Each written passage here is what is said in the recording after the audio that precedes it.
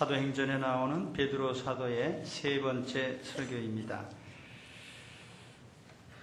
본문에 보면 먼저 베드로가 크게 깨달은 것을 고백합니다. 34절과 35절에 보면은 깨달았도다 하는 말씀이 나옵니다.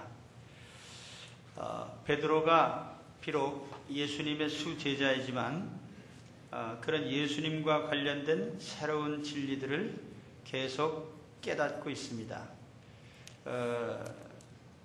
그런 베드로가 깨달은 일이 무엇인가?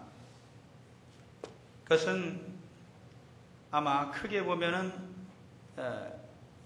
예수님에 대한 이해, 예수님은 누구신가 하는 그런 부분도 있고, 또 하나님께서 어떤 일을 이루시는가, 그러한 하나님의 계획에 대해서 그런 새로운 사실들을 깨닫고 있습니다.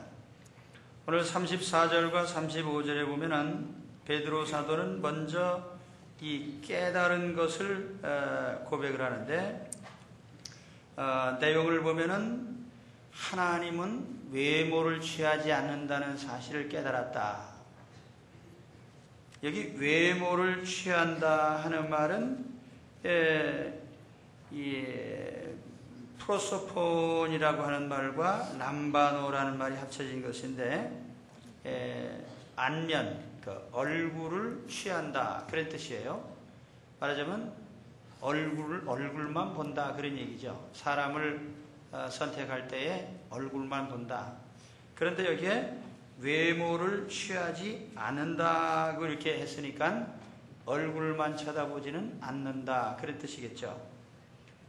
사실은 이 외모를 취한다고 하는 이 헬라어 단어를 영문으로 번역할 때는 respecter of person, respect라는 말은 존경한다는 뜻이지만 거기다 끝에 ER을 붙여서 명사를 만들면 respecter, 차별 대우를 하는 자라는 뜻이에요. 그래서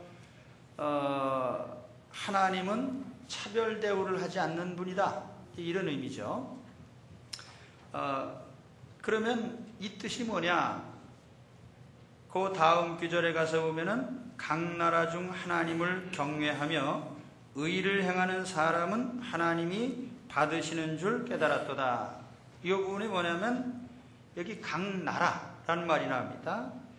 각 나라라고 이렇게 번역을 했는데 엔판티 에트네이, 여러분 영어 단어에 보면 에트닉이라는 말이 있습니다. 에트닉이라는 말은 인종적인 그런 뜻이에요. 그래서 우리가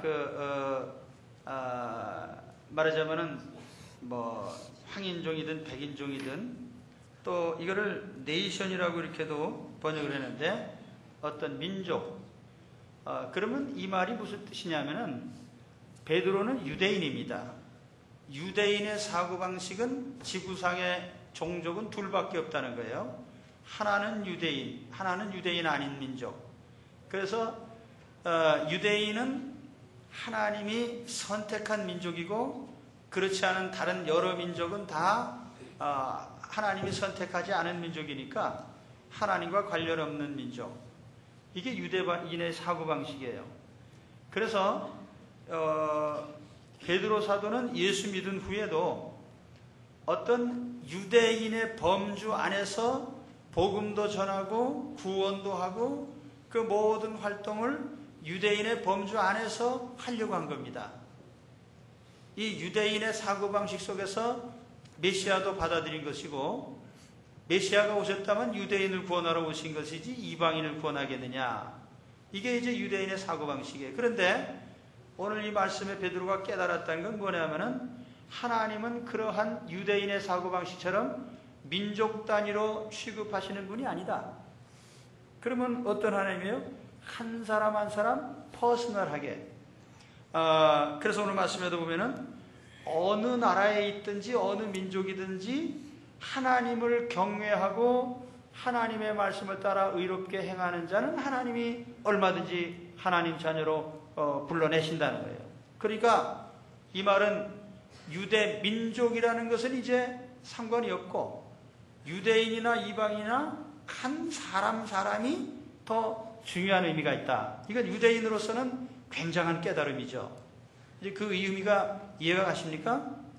베드로가 내가 깨달았다. 근데 우리 여기 계신 여러분들은 이미 다 알고 있는 거예요. 우리가 베드로보다 훨씬 유식합니다.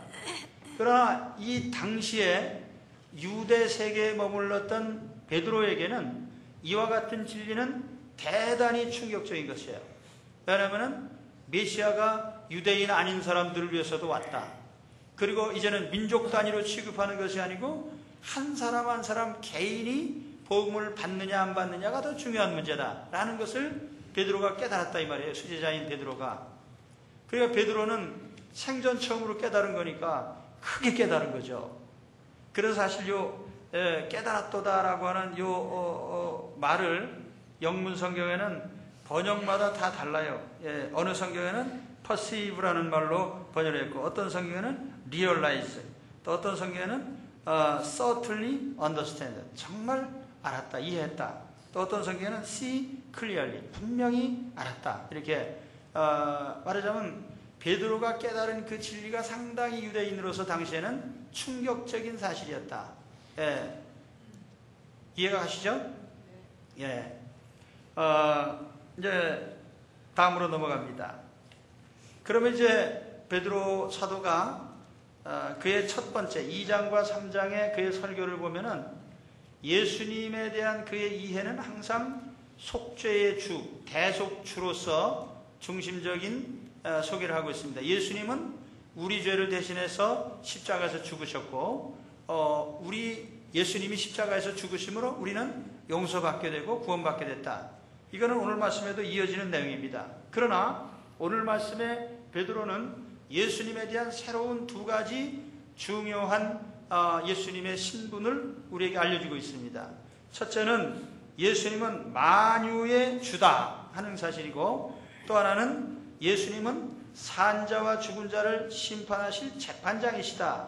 이 말씀을 베드로 사도가 새롭게 인식을 합니다. 근데 이것은 앞서서 베드로가 예수님을 3년 반 동안 수행하고 따랐지만은 예수님이 너는 내가 누군지 아느냐 그랬을 때 주는 그리스도시요 살아계신 하나님의 아들입니다라고 고백을 했어요. 그러나 베드로는 예수님에 대해서 점점 더 심오하고 예수님의 신분의 신성과 예수님이 얼마나 크신 분인가에 대해서 점점 크게 알고 있는 겁니다. 그래서 오늘 말씀에는 예수님은 만유의 주시다. 이게 이제 예수님에 대한 우리에게 알려주는 내용입니다. 예수님은 만유의 주시다. 이 만유라는 말은 일반 만자 있을 유자에서 모든 존재라는 뜻이에요. 그래서 이 만유라는 이 말이 헬라어로는 이 판이라는 말 있죠. 영어에 그 판이라는 접두사를 붙이면은 범이라는, 우리말로 하면 범, 모든 것이라는 그런 의미로 이렇게 사용되는 말인데, 헬라어 판톤 쿠리오스, 모든 것의 주시다, 그런 뜻입니다. 인간이나 동물이나 생물이나 무생물이나 우주나 그 모든 것의 로드, 주님이 되신 분이, 통치자가 되신 분이 바로 예수님이시다, 이런 뜻입니다. 그래서 오늘 말씀에 중요한 귀절이 뭐냐면은 만유의 주 되신 예수 그리스도로 말미암아, 여기 말미암아라는 말, 디아, 영어로 through라고 하는 전치사입니다. 예수님을 통해서 우리에게 이런 것이 온다, 그런 뜻입니다. 그럼 예수님을 통해서 우리에게 주어지는 것이 뭔가? 오늘 이제 세 가지를 베드로 사도가 얘기를 하고 있어요. 오늘 주 안에서 바로 주님을 통해서 우리도 베드로가 고백한 이 세 가지를 받게 되시기를 축원합니다. 첫째는 뭐냐 하면은 화평의 복음, 화평을 뒤집은 평화죠. 이 화평, 평화의 축복을 받으시기를 축원합니다. 여기 화평의 복음 이렇게 얘기를 했어요. 복음이라는 건 좋은 소식인데 어떤 좋은 소식이냐면 평화를 주신다는 좋은 소식이라 이거예요. 누구를 통해서요? 예수님을 통해서. 오늘 우리는 예수님을 통해서 평화를 선물 받습니다. 오늘 세상에서 여러 가지 염려와 근심과 고난 가운데 행하다가 우리 하나님 앞에 나왔는데 오늘 우리가 하나님께 받을 가장 큰 선물이 뭐냐면 우리 주님이 주시는 평안인 줄로 믿습니다. 평안을 얻으시기를 축원합니다. 성경에 보면은 이 평안이라고 하는 것은 단순한 심리적 상태가 아니에요. 이 화평 혹은 평화라고 하는 것은 아주 중요한 몇 가지 의미가 있는데 첫째는 하나님과 화해한다는 뜻입니다. 그래서 진정한 평화는 하나님과 화해할 때 일어나게 되어 있어요. 로마서 5장 1절에 보면 그러므로 우리가 믿음으로 의롭다 하심을 얻었은즉 우리 주 예수 그리스도로 말미암아 하나님으로 더불어 화평을 누리자. 그러니까 하나님과 평화하게 됐으니까 이제는 평안한 인생이 되라. 그런 뜻이죠.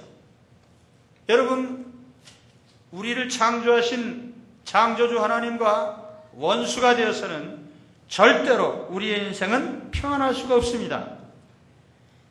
그런데 성경에 보면은 모든 사람들은 죄로 말미암아 하나님과 원수가 되어 있다고 그랬어요. 원수.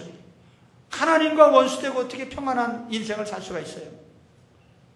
그런데 예수 그리스도로 말미암아서 예수님께서 하나님과 우리 사이를 화해시키셨습니다. 십자가에 피를 흘려서 속죄하심으로 우리와 하나님 사이를 화해시키셨어요. 그래서 오늘 여러분 예수님으로 말미암아 하나님과 평화를 이루시기를 축원합니다. 그렇게 될 때에 두 번째 평화가 오는데 그것은 바로 이웃과의 평화입니다. 에베소 2장 14절에 보면 그는 우리의 화평이신지라 둘로 하나를 만드사 중간에 막힌 담을 허셨다. 말하자면 유대인과 이방인이라는 장벽, 인간과 인간 사이의 높은 장벽을 예수님으로 말미암아서 헐어버리게 됐다. 오늘 우리 사람과 사람 사이의 장벽도 예수님을 우리가 중심에 모심으로 우리 하나님과 화해하게 되면 인간 사이의 장벽도 해결될 줄 믿습니다. 우리 부부 사이의 화해도 그래요. 부부 사이에도 우리 주님이 화해자로 거기에 계셔서 우리가 하나님과 화해를 하게 되면 사람과 사람 사이도 화해가 되는 겁니다. 그래서 우리 주님을 믿는다고 하면서 원수를 맺는 것은 어떻게 보면 그 마음에 주님이 계신가 안 계신가 의심스러운 거죠. 정말 우리 속에 주님이 계시다면 사람과 사람 사이의 장벽도 무너질 줄로 믿습니다. 그리고 또 한 가지는 우리 심령의 평안인데 바로 이것은 지금 말씀드린 바와 같이 하나님과의 화해가 이루어지고 이웃과의 화해가 이루어지면 그 저절로 우리 마음에 이루어지는 것이 진정한 평안입니다. 평안은 어떤 감정이나 심리적 상태를 말하는 게 아니에요. 그래서 골로새 3장 15절에 보면은 그리스도의 평강이 너희 마음을 주장하게 해라. 이 말씀을 했어요. 예수님을 중심에 모시고 주님의 평안을 우리가 마음에 받아들이면 그것이 우리 중심의 평안이 되는 겁니다. 그래서 성경에 보면은 하나님이 없는 자는 평안이 없다 그런 말을 했어요. 왜냐하면 평강은 근본적으로 하나님의 선물이고 하나님과의 관계에서 이루어지는 것이기 때문에 그렇습니다. 그래서 오늘 예수님을 통해서 만유의 주이신 예수님을 통해서 우리에게 이와 같은 하나님의 평안이 이루어지시기를 주의 이름으로 축원합니다. 그 다음에 또 한 가지 두 번째 선물은 예수님께서 성령의 크신 기름 부음과 능력을 받으셔서 착한 일을 하셨다. 두루 다니시며 착한 일을 행하시고 현대인의 성경에 보면 선한 일을 하시고 공동번역에 보면 좋은 일을 해주셨고 좋은 일을 하셨다. 그러나 인간은 본래 본성이 악하기 때문에 좋은 일을 하기가 좀 힘들어요. 사람이 다 착한 것 같지만은 우리의 심성이 그렇게 썩 착한 건 아니에요. 우리 속담에 있듯이 사촌이 땅을 사면 배가 아프다. 그럼 사촌 땅 사도 배 안 아픈 사람이 있으면 그 한국 사람도 아니죠. 우리 한국 사람은 다 사촌이 땅 사면 배 아픈 사람들이에요. 인정해야 됩니다, 우리가. 왜냐하면 우리 본성이 그렇다는 거예요. 우리 심성이 뭐 이렇게 신통하게 아량이 넓고 뭐 관용적이고 사랑하고 자비심이 많고 그런 게 우리 인생이 아니에요. 우리가 벼룩의 간이라고 그러잖아요. 우리는 이렇게 연약한 사람인데 우리 주님이 오셔서 진정하게 선한 일이 무엇인지를 다 보여주셨어요. 여기 doing good, 좋은 일을 하셨다고 그랬는데 여기에는 예를 들면 이런 것들입니다. 힐링, 치유의 사역. 예수님이 병자 고쳐주실 때 마음에 드는 사람만 고쳐주고 마음에 안 드는 사람 안 고쳐줬나요? 그런 일 없어요. 전혀 상관없는 사람, 가령 10명의 나병 환자들, 그 중에 고쳐줬더니 9명은 다 가버리고 1명만 돌아와서 감사하다고 그러는데 감사를 하든 말든 고쳐주시거든요. 또 그렇게 하면 예수님의 그 피딩, 먹이는 사역, 우리 5,000명, 4,000명 먹인 사역이지만 예수님은 실상은 내가 생명의 떡이다 그랬거든요. 우리에게 생명을 살리는 양식을 먹이는 일을 주님이 하셨습니다. 육의 생명, 영의 생명 살리는 일. 예수님의 3대 사역 그러면은 마태복음 9장에 보면은 예수님은 복음을 전파하시고 또 예수님은 병자를 치유하시고 또 예수님은 말씀을 가르치셔서 전파와 치유와 가르침, 이게 우리가 예수님 사역이라고 하는데 바로 이와 같은 모든 좋은 일들을 주님이 하시게 된 겁니다. 오늘 우리가 좋은 일을 한다면 예수님을 통해서 우리 인생에 좋은 일을 하는 인생이 될 줄로 믿습니다.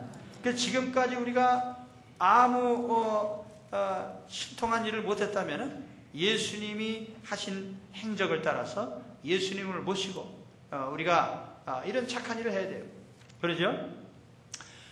주 안에서 바로 이 선한 일을 하시는 바로 이런 능력을 받으시기를 바랍니다. 인생에서 가장 보람된 일이 뭘까요? 그것은 높은 자리를 얻는 것도 아니고 많은 돈을 버는 것도 아니에요. 내 인생을 가지고 얼마나 선한 일에 바칠 수 있느냐, 이게 인생을 가치 있게 만들고 인간답게 또 하나님 자녀답게 만드는 가장 행복하고 보람된 인생입니다. 그럼 오늘 우리 예수님으로 말미암아 예수님을 믿으니까 선한 일을 하게 되는 그런 여러분들이 되시기 바랍니다. 그 다음에 또 한 가지는 마귀에게 눌린 자를 고치셨다. 여기 눌렸다는 말은 지배 당했다 그런 뜻입니다. 지배를 당했다. 어떤 압력을 받아서 내가 뭘 하려고 해도 내 마음대로 안 돼요. 그게 이제 마귀의 지배를 당하는 인생들입니다. 그렇다고 해서 뭐 공동묘지에 있는 사람처럼 무슨 미친 소리나 하고 그렇게 되는 것만 마귀 들린 게 아니고 내가 할 수 있는 선한 걸 알면서도 행할 수 없는 게 다 마귀에 눌린 거예요. 내가 거짓말하면 안 되는 거 알면서도 거짓말하고 또 내가 음란한 짓 하면 안 되는 거 알면서도 하게 되고 그게 다 뭡니까? 내가 마귀에게 눌려서 하는 거죠. 도박을 하면 안 되는 줄 알면서 또 도박을 하고 이게 뭐예요? 바로 마귀에게 눌린 인생이에요. 그런데 예수님께서 오셔서 영적으로 마귀에게 눌린 인생들을 풀어주셨습니다. 할렐루야. 오늘 우리는 예수님을 믿음으로 말미암아 우리 영혼이 자유로운 진정한 자유를 우리 예수님을 통해서 얻게 됩니다. 그 자유라는 건 뭐예요? 내가 옳은 것을 할 수 있고 옳은 것을 하고 싶을 때 하는 것이 이게 자유예요. 우리는 자유를 잘못 이해해서 내 마음대로 하는 걸 자유라고 생각합니다만 사실은 선한 일을 마음 놓고 할 수 있는 것이 진정한 자유인 줄로 아셔야 됩니다. 이게 영적 자유예요. 진리를 알지니 진리가 너희를 자유케 하리라. 무슨 자유입니까? 우리가 진리를 행할 수 있는 참된 일을 행할 수 있는 자유입니다. 그러나 오늘 우리가 마귀에게 매이게 되면은 우리는 마귀가 우리 육신을 지배할 때 육신의 병이 되고 마귀가 우리의 정신을 지배하게 되면 우리의 마음이 타락하게 되는 겁니다. 그래서 마귀에게 눌린 인생이 이제는 하나님의 영의 인도를 받으면서 자유를 누리는 이러한 참다운 자유인이 되시기를 바랍니다. 오늘 예수님을 통해서 만유의 주이신 예수님, 그분을 통해서 through Jesus Christ, 예수님을 통해서 우리에게 다가오는 이와 같은 축복, 평강의 축복, 치유의 축복, 악한 마귀를 제어하고 마귀에서 벗어나는 이런 축복을 받으시기를 축원합니다. 또 한 가지는 예수님은 재판장이시다 하는 고백이에요. 42절 3절에 보면 우리를 명하사 백성에게 전도하되 하나님이 산 자와 죽은 자의 재판장으로 정하신 자가 곧 이 사람인 것을 증거하게 하셨고, 물론 베드로 사도는 예수님은 십자가에서 대신 죽으신 구주시라는 것을 꼭 말씀을 합니다만, 오늘 말씀에서 보니까 예수님은 재판장이시다 이렇게 말씀을 하셨어요. 예수님은 재판장이십니다.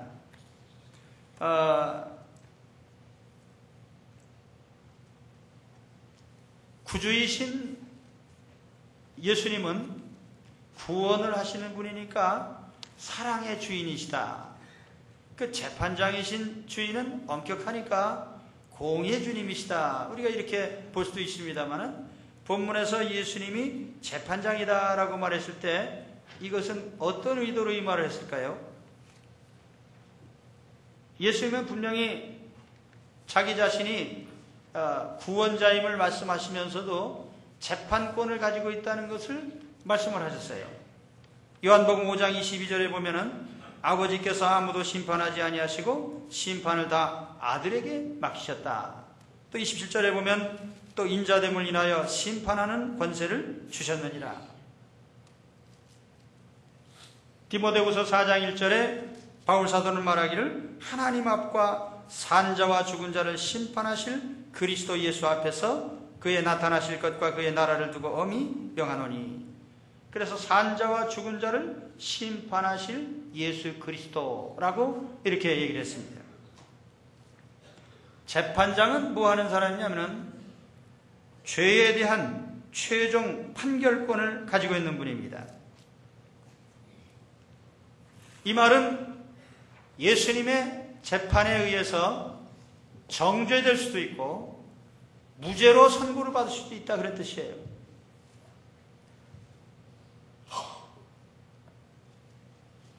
어떤 면에서 보면은 재판장이신 예수님이 안 믿는 사람들에게는 오히려 심판적인 성격의 재판장이죠. 최후의 죄를 확정하는. 그러나 성도들의 입장에서 보면은 예수님은 무죄를 선고하시는 재판장이십니다. 할렐루야. 바로 이것이 오늘 우리에게 적용된 말씀이에요.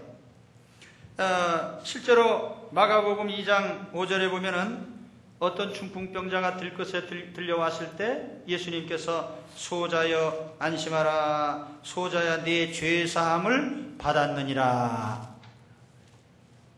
예수님이 무죄 선고를 하신 거예요. 그러니까 사람들이 아니 지가 뭔데 죄를 용서하고 말고 하냐. 그때 예수님이 또 말씀하시기를 그러나 인자가 땅에서 죄를 사하는 권세가 있는 줄을 너희로 알게 하려 하노라.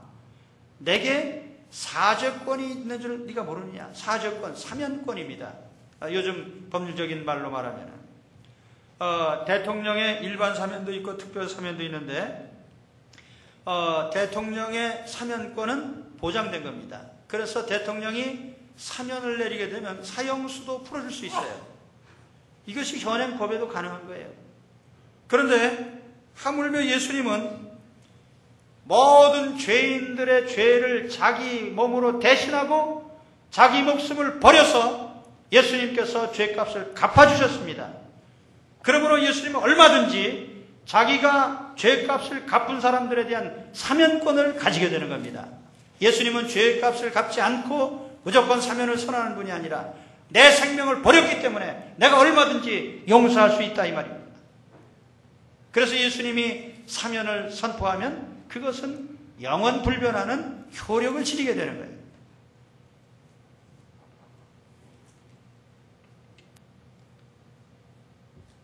사도행전 3장 19절에 베드로 사도는 말하기를 그러므로 너희가 회개하고 돌이켜 너희 죄 없이 함을 받으라. 이같이 하면 유쾌하게 되는 날이 주 앞으로부터 이를 것이요. 여러분, 우리가 죽기 전에 꼭 해결해야 될 게 하나 있는데, 여러분 법적으로 죄 없는 것을 판결을 받으신 후에 죽으셔야 됩니다. 내가 태어나서부터 과거 부모 때부터 지금까지 내가 지은 모든 죄에 대해서 무죄 선고를 받고 나서 세상 떠나셔야 된다고요. 그러지 않으면 지옥 갑니다.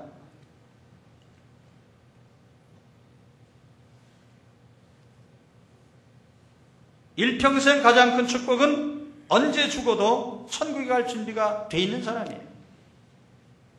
무죄 선고를 받은 사람, 바로 그런 분들이 되시길 바랍니다. 우리는 이미 무죄 선고를 받은 사람들이죠. 예수님을 믿음으로 말미암아, 오늘 말씀도 그랬죠. 예수님을 믿는 믿음으로 말미암아 43절에 보면 저에 대하여 모든 선지자도 증거하되 저를 믿는 사람들이 다 그 이름을 힘입어 죄 사함을 받는다 하였느니라. 죄 사함의 문제는 법적인 겁니다.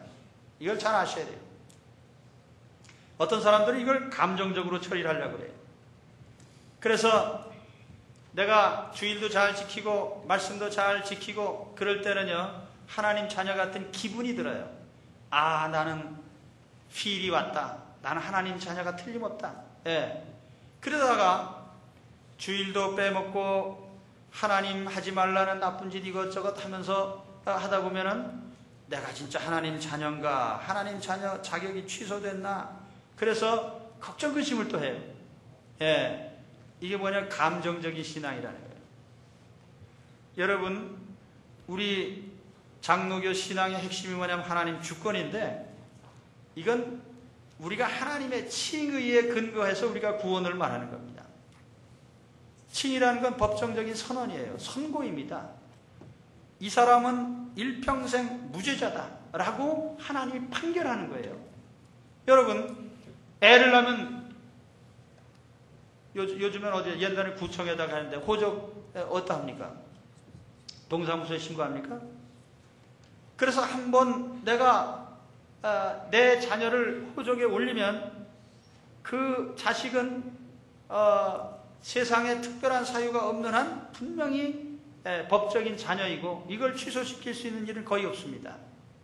가령 좀 아이를 기르다가 말을 좀 안 듣고 삐딱하게 나간다고 해서 호적에서 지워야지. 그리고 호적 맡은 분한테 가서 예전 내 아이 이름에서 지워주시오 그래도 안 지워줍니다. 왜냐하면 법으로 그건 보장된 거예요. 오늘 우리가 예수님을 믿고 영접할 때 하나님 자녀요라고 하나님이 법적인 판단을 한 겁니다. 그래서 재판의 결과로 대법원 판결까지 다 완벽하게 받아서 최종 선고를 주님이 하셨기 때문에 우리는 완벽한 하나님의 자녀입니다. 캐톨릭 신자들 혹시 옛날에 성당 다니신 분들이 있는지 모르지만은 이분들은 예수님 공로 반, 인간 공로 반이에요. 그래서 예수님을 믿어도 반구원입니다. 그래서 천국엔 못 가고 연옥에 간다 이렇게 이제 가르치는데, 예수님의 십자가의 효력이 우리를 연옥 정도를 보내는 정도의 속죄의 능력이 있느냐, 그건 아니에요. 우리가 복음서를 읽어보면은 우리를 완벽하게 무죄자로 만들 수 있는 것이 예수님의 십자가인 줄로 믿습니다. 그래서 우리가 예수님을 믿으면 가끔 믿음이 좀 부족하고 또 실족할 때도 있고, 그래도 우리는 변함없는 하나님의 자녀입니다. 이 확신을 가지고 사시기를 축원합니다. 내가 조금 잘못해도 하나님 자녀 신분이 취소된 일이 없어요. 이게 법률적인 판단이기 때문에 그렇습니다. 자, 예수님을 믿고 바로 이와 같은 판결을 받고 사시는 여러분들이 되시기를 바랍니다. 예수님이 재판장이라는 것은 죽은 후에 이 세상 떠났을 때 세상 종말에 천국과 지옥 보내는 이 문제만 판단하는 것이 아니라 오늘 이 시점에서 우리가 예수님을 믿고 영접했을 때 우리에게 주님은 재판장으로서 하나님 자녀로서 분명하게 판결해 주시는 것을 믿으시기 바랍니다. 이제 마지막 말씀은 베드로 사도가 우리는 증인이다 라고 하는 말씀을 했어요. 오늘 말씀에 보면은 우리는 유대인의 땅과 예루살렘에서 그의 행하신 모든 일의 증인이라. 그리고 그 다음 절에 보면은 모든 백성에게 하신 것이 아니고 오직 미리 택하신 증인에게 한 것인데, 이 증인은 누구냐면 주님이 죽은 자 가운데서 부활하신 후에 모시고 음식을 같이 먹은 우리를 증인으로 채택하셨단 말이에요. 자, 구약에 보면 법정에서 재판을 하게 되면 증인이 있습니다. 근데 율법에 보면 증인은 반드시 두세 사람을 택하도록 했고 한 사람으로는 안 된다고 그랬어요. 그런데 그 증인을 채택할 때 증인은, 자, 살인사건을 재판하는데 동네 이씨 김씨 박씨 다 불러다가 증인 세우면 됩니까? 안 되는 거예요. 누구를 세워야 돼요? 본 사람. 예. 그러니까 이런 원리에서 보면은 오늘 베드로 사도가 한 말이 바로 그런 뜻입니다. 율법에 보면 목격자가 아닌데 증인이 될 수는 없다. 그래서 하나님이 예수 소문 들은 사람 보고 증언하라고 안 하셨어요. 또 예수 사건을 보지도 못한 사람들을 다 불러다가 숫자만 채워가지고 증인 서라고 안 했어요. 그리고 예수님이 오늘 여기 보면은 부활하신 후에도 같이 예수님과 얼굴을 마주보면서 식사를 같이 한 사람 누굽니까? 사도들이죠. 그러니까 사도들은 특별한 증인들인 것입니다. 우리가 왜 사도 바울의 글을 귀하게 여깁니까? 주님을 목격했으니까. 예.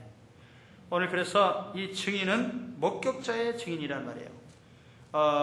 예수님께서 베드로 사도를 목격자로 증인으로 세우셔서 사람들 앞에 증언을 하게 하셨다는 겁니다. 그래서 어떻게 보면 이 베드로 사도의 설교, 이 프리칭, 베드로 사도의 설교는 우리가 때로 성경에 보면 오늘 본문에도 보면 이 캐륙소라고 하는 캐리구마라는 말 선포한다는 뜻이거든요. 때로는 선포를 하고 때로는 프리칭, 이걸 설교라고도 하고 혹은 전도라고도 번역을 합니다. 그런데 설교나 전도나 선포나 다 핵심적인 건 뭐냐면은 증언이라는 거예요. 본 걸 얘기하면 되는 거예요. 여러분, 제가 이 설교를 오늘 예수님에 대한 걸 하고 있습니다만은 저는 목격자의 것을 인용해서 여러분들에게 저도 역시 증언하는 겁니다. 왜요? 여러분이 예수님을 믿으시라고. 예. 그렇기 때문에 지금 고넬료에게 지금 설교하고 있는 거예요, 베드로가. 근데 베드로 사도가 나는 주님을 본 목격자고 주님이 나를 증인으로 채택해서 너에게 보내서 증언하라고 했다. 그래서 내가 본대로 얘기한다, 그 말이에요. 예. 저도 이제 본대로 다 얘기하고 끝내겠습니다. 예. 오늘 우리 마음속에 예수님은 만위에 주시고 예수님은 재판장이신데 그분으로 말미암아 우리는 용서도 받고 무죄 선고도 받고 뿐만 아니라 평화의 선물도 받고 선한 일을 할 수 있는 능력도 받고 귀신을 제어하는 능력도 받았습니다. 바로 이런 주님의 선물을 받고 사시는 여러분 되시기를 축원합니다. 기도하겠습니다. 하나님 아버지,